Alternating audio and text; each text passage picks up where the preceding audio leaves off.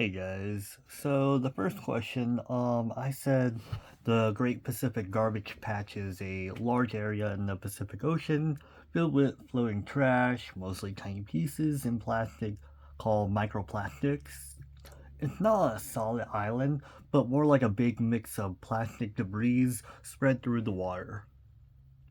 Number two, most of the trash in the Great Pacific Garbage Patch comes from land, like plastic waste that get blown or washed into rivers and eventually end up in the ocean. Some of it also comes from ships and fishing boats that lose or dump gear at the sea. Basically, it's the result of everyday plastic pollution that get carried by ocean currents and gather in the middle of the ocean. Uh, Charles Moore Charles Moore is the person who discovered the Great Pacific Garbage Patch.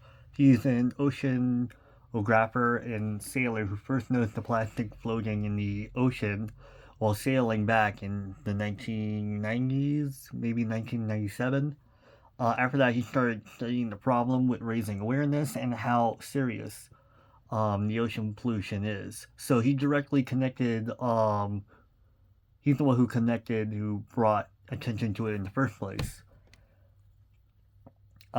Waste stream is for the next question. The waste stream is a constant flow of all kinds of trash, from household garbage and yard waste to stuff from factories, business, and construction sites.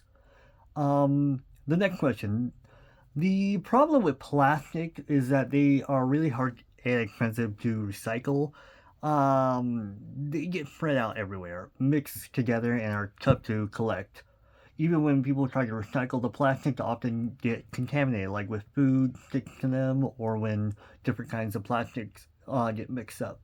Making new plastic is also cheaper than recycling the old ones, so companies don't have much reason to recycle. Because of that, only 9% of all plastic ever made has actually been recycled, and the rest ends up in landfills, get burned, or pollute the environment. So the next question, I'm probably gonna say this wrong, but petrochemical companies are really eager to keep making plastics because it's a huge source of profit for them.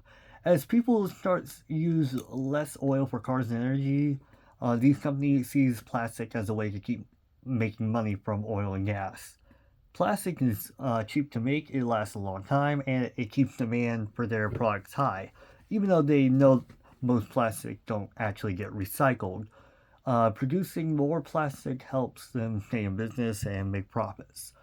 And last but not least, the last question. Personally, I hate how we waste plastic, especially throwing it in the ocean. I've actually tried, as I got my mom to stop throwing it out of the street while driving. Sadly, that didn't work, as I got in trouble for telling her what to do, even though I was in the right. I want to save our planet like the show Captain Planet back in the early 90s, even though I'm an early 2000s person. But my family don't do recycling, so it's hard to do so. Um, Me personally, I'll most likely save plastic in the future whenever I live on my own and such, but that's about it.